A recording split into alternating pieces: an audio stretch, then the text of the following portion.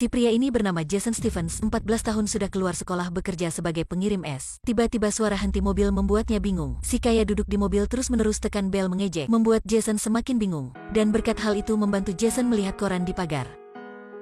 Di koran menulis proses perjalanan ke sukses seorang milioner.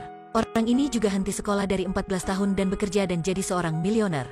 Jason merasa situasinya dan si milioner itu sangat mirip. Jadi setelah dia memberikan ayahnya koran itu dan berkata dirinya juga menjadi milioner. Tapi yang membuatnya tidak terduga itulah ayahnya tidak hormatinya dan berkata, "Ingatlah anak, kamu akan tidak pernah menjadi orang kaya. Kamu hanya menjadi orang dari kelas rendah saja. Ayahku sudah mengajarku begitu dan maaf aku hanya bisa mengajarmu begitu."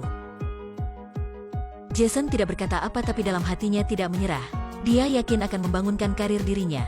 Jadi tengah malam itu, dia ketemu orang itu sakit terbaring di katil, dia siap merantau. Jason juga tidak tahu akan kemana, tapi setiaknya di rumah kurang satu porsi makan. Jumlah uang hemat bisa membelikan ibunya obat. Waktu itu dalam hatinya bersumpah, "Tak usah peduli apa ayah katakan, tapi aku yakin tidak menerima nasib sebagai orang miskin." Waktu itu lalu lintas belum berkembang. Jason dengan bantuan seorang pria tua, sudah diam naik kereta ke kota besar. Tak tahu sudah berapa lama, ketika terbangun si pria tua berkata sudah ke Texas. Setelah itu si pria tua turun, Jason juga ikut. Tapi dia tidak melihat si pria tua di mana. Untungnya Jason ikut orang di jalan ke kota kecil. Tepat waktu si tuan kebun sedang butuh sewa 6 orang membuat pagar. Jason menyadari sempat segera ke depan, dan antusias memperkenalkan dirinya dengan tuan. Si tuan tidak percaya. Jason cepat memeluk si gemuk di samping untuk menunjukkan kekuatannya. Dan tentu saja si tuan kebun sudah disentuh hati. Ketika ke kebun, jelasnya Jason belum pernah bekerja di kebun jadi tiang dia baru buat sudah jatuh. Tapi dalam hatinya masih sangat tekad. Ketika semuanya sedang beristirahat Jason masih meyakinkan tiang. Waktu itu si teman Howard melihat itu segera membawanya air. Keduanya cepat akrab dan saling berbicara. Jason berkata mimpinya menjadi seorang milioner. Howard berkata keluarga dulu juga ada kebun, tapi karena bangkrut.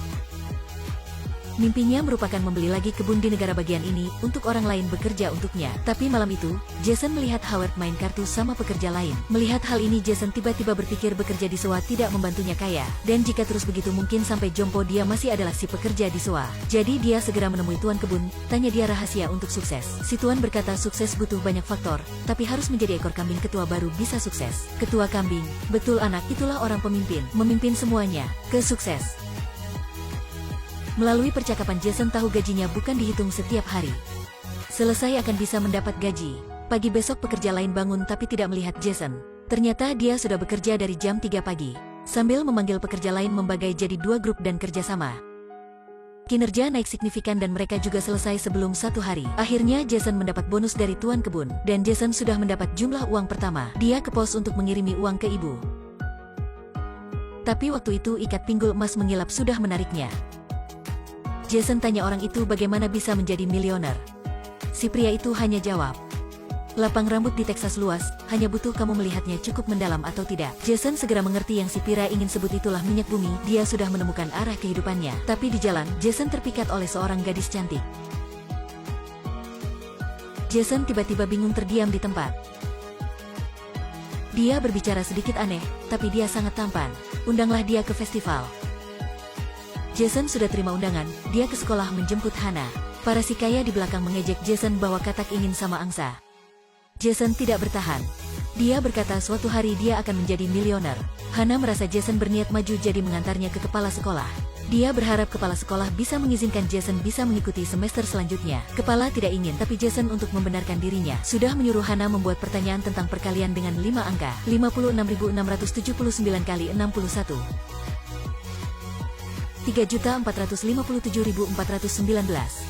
Sesaat lagi Hana baru menghitung jawaban itu benar, kepala sekolah sangat kaget. Jason nyaman masuk sekolah, kasih sayang antaranya dan Hana cepat berkembang. Keduanya sudah punya waktu senang bersama, tapi tak lama lagi. Suatu hari di warung bar Jason dengar kabar Jepang melawan Pearl Harbor. Jason memutuskan bohong naik umurnya dan masuk tentara. Sampai dekat hari berangkat, dia baru memberitahu Hana. Hana menyanggah. Tapi Jason berkata samanya, manusia harus mendapat peluang baru mendapat yang dirinya ingin. Di adegan lain, seorang prajurit tidak berani mengirim surat. Tapi Jason adalah orang tahu tangkap peluang, dia minta bisa gantinya. Tapi tak untung baru ke medan perang sudah dibom. Untungnya ada rekan menariknya kembali. Sekejap mata sudah 10 tahun berlalu, si laki-laki Jason sekarang menjadi Pak Jason. Jason menggunakan jumlah uang di tentara membeli mesin bor minyak terbaik, tapi terus mengebor juga tidak melihat apa. Rekannya sedikit ragu-ragu ingin mundur.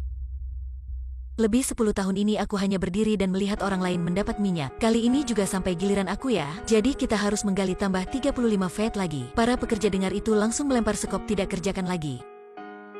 Waktu ke rumah Jason lebih sedih. Dia sudah menginvestasi harta pada minyak. Jika terus perpanjangkan situasi ini, keluarganya harus tahan lapar. Suatu hari si anak menyuruh Jason mengajarnya melempar bola lengkung, tapi Jason tidak tahu. Si anak berkata yakin ada orang tahu, dan orang itu dipanggil apa sih?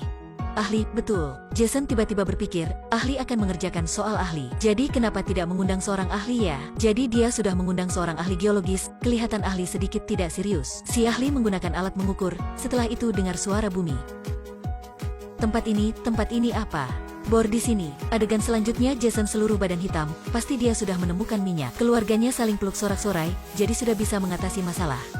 Bawahan berkata sama Jason setiap mesin setiap hari mengebor 500 botol. Tanah ini setidaknya akan mendapat 50 juta botol. Tapi waktu itu si tuan tanah ingin mendapat bunga. Dia berkata dalam kontrak tidak termasuk bisa mengeksploitasi minyak. Jason siaplah ganti rugi. Tapi Jason juga tidak menyerah. Setelah itu dia mencari seorang mahasiswa membantunya mengatasi gugatan. Hasilnya itulah seorang hitam. Tuan tanah melihat itu langsung ketawa. Kontrak ini ditandatangani dari 2 tahun 2 bulan yang lalu. Waktu berlalu untuk hal merebut tentang mineral dalam hukum di Texas paling panjang dalam 2 tahun. Hanya satu kalimat saja membuat pengacara tuan tanah kalah. Jason merasa si pengacara hitam ini sangat luar biasa. Segera mengundangnya menjadi pengacara dirinya. Beberapa tahun kemudian, dengan bantu si pengacara Jason sudah membangunkan kerajaan minyak dirinya. Hartanya semakin naik tapi masih belum mencapai mimpi miliuner. Setelah menyelidiki, mereka memperkirakan di tanah di samping setidaknya ada 200 juta botol minyak. Tapi si tuan kebun itu tidak setuju menjualnya. Waktu itu si ahli geologis mengeluarkan saranan, membawa ledang bor implisitnya ke tanah samping. Si pria ini sangat pintar, minyak dalam tanah ini siap habis. Tanah tetangga ada jumlah minyak besar tapi tidak ingin menjualnya. Jadi harus gimana? Harus pergi jalan lain, memasang ledeng bor di bawah tanah tetangga. Jadi bisa mengebor maupun tidak boros satu uang pun. Selanjutnya Jason ingin membeli lagi pabrik penyaring minyak, membuka rangkaian industri minyak bumi, dan menjadi seorang milioner sebenarnya. Dia dan pengacara terbang ke pabrik penyaring minyak untuk membahas urusan perdagangan. Tapi tuan pabrik sengaja membuat masalah dan memaksanya menunggu tambah beberapa hari. Jadi si pengacara menunggu di hotel beberapa hari tidak dikabarin. Hari Natal siap datang, pengacara memutuskan tidak menunggu lagi. Dia ingin ke rumah menyambut hari Natal sama keluarga. Jason memutuskan tetap di sini, pabrik penyaring ini sangat penting samanya. Pada hari Natal, tuan pabrik penyaring sudah disentuh hati oleh Jason, dan dia memutuskan menjualkan pabrik padanya. Panhande sekarang sudah menjadi perusahaan minyak jutaan dolar. Sekarang Jason sudah menyelesaikan mimpinya. Dia sangat stimulasi, tapi dia menemukan tak ada siapa di sampingnya. Waktu itu Jason dikabarin buruk pengacaranya kecelakaan di jalan pulang. Organnya terluka parah, 2 ginjal juga rusak. Kemudian dia harus hidup berkat mesin ginjal. Melihat si pengacara terbaring di katil, Jason tiba-tiba menyadari dalam perjalanan kejar kekayaan, dia sudah hilang yang lebih berharga. Jadi Jason memberikan pengacara 1 ginjal, si pengacara sekali lagi bangkit. Jason menyadari bahwa uang hanya mimpi. Dan kerabat baru adalah harta terpenting. Dia memutuskan menyumbangkan bunga perusahaannya ke organisasi amal untuk bantu orang lain. Jason memberitahu istrinya dan anaknya. Setelah itu dia memberi setiap anak $10.000 dan berharap mereka menggunakan uang ini membantu orang lain. Tapi setelah mendapat uang, anak-anak hanya stimulasi merencanakan mengonsumsinya. Suami istrinya melihat anak dan mengecewakan. Tapi juga pada waktu itu si anak keduanya membawa uang mengembalikan Jason. Dia berkata uangnya sudah cukup pakai, dan menyuruh Jason membawa uang ini membantu orang lain. Ternyata inilah pencobaan untuk memeriksa anak-anak saja. Dan tentu saja si anak kedua sudah mendapat hak warisi semua harta. Ternyata semua kita mengejar kekayaan. Tapi dalam perjalanan itu, jangan lupa merasa dan bersyukur kehidupan. Dan jangan lupa orang-orang di sekitar. Mereka baru adalah harta berharga dalam kehidupanmu.